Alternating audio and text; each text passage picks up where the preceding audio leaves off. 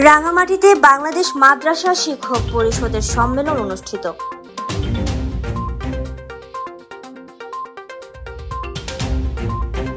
মাদ্রাসা শিক্ষকদের প্রতি চলে আসা বৈষম্য নিরসনের দাবি সহ শিক্ষকদের জন্য পাহাড়ি ভাতা এবং এনটিআরসি নীতিমালা স্পষ্টীকরণের দাবি জানানোর মধ্য দিয়ে রাঙামাটিতে বাংলাদেশ মাদ্রাসা শিক্ষক পরিষদের শিক্ষক সম্মেলন অনুষ্ঠিত হয়েছে। এতে পরিষদের কেন্দ্রীয় নেতৃবৃন্দ উপস্থিত ছিলেন।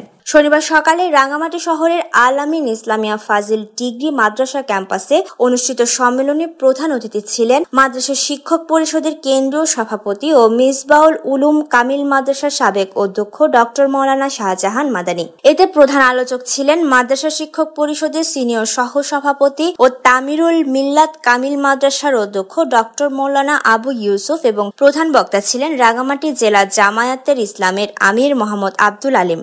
মাদ্রাসা শিক্ষক পরিষদের কেন্দ্রীয় মহাসচিব ও ফেনী ফালাহিয়া কামিল মাদ্রাসার অধ্যক্ষ হযরত মাওলানা ফারুক আহমেদ এবং আন্তর্জাতিক কারি মাওলানা জাহাঙ্গীর আলম এতে অতিথি বক্তা ছিলেন।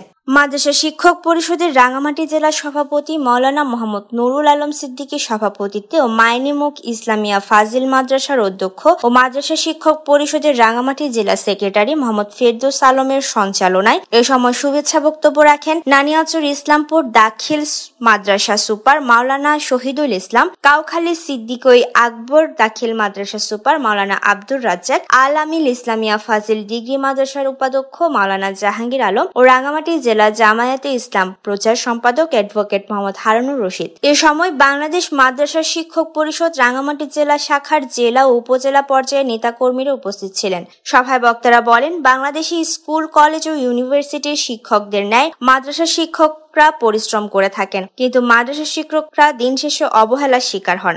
অথচ বাংলাদেশের শিক্ষা ব্যবস্থার কোনো অংশে মাদ্রাসা শিক্ষার্থীরা পিছিয়ে নেই। তারপরও মাদ্রাসা শিক্ষকরা প্রতিটি ক্ষেত্রে বৈষম্যের শিকার হচ্ছেন। বিশেষ করে পার্বত্য অঞ্চলে মাদ্রাসা শিক্ষকরা হিল ভাতা পান না। এ সময় বক্তারা পাহাড়ি ভাতা, এনটিআরসি কর্তৃক নিয়োগকৃত পর্যাপ্ত শিক্ষক পদায়ন, পাহাড়ে প্রতিষ্ঠানের জমি নিবন্ধনের জটিলতা, এনটিআরসি কর্তৃক নারী শিক্ষিকা নিয়োগ সহ বিভিন্ন বিষয়ে আলোচনা করেন। আহত এসব জটিলতা নিরসনে এক প্রস্তাবনা পেশ করেন মাদ্রাসা শিক্ষক পরিষদের রাঙামাটি জেলা সভাপতি।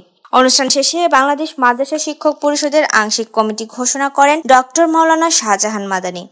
Desk report, CHT TV।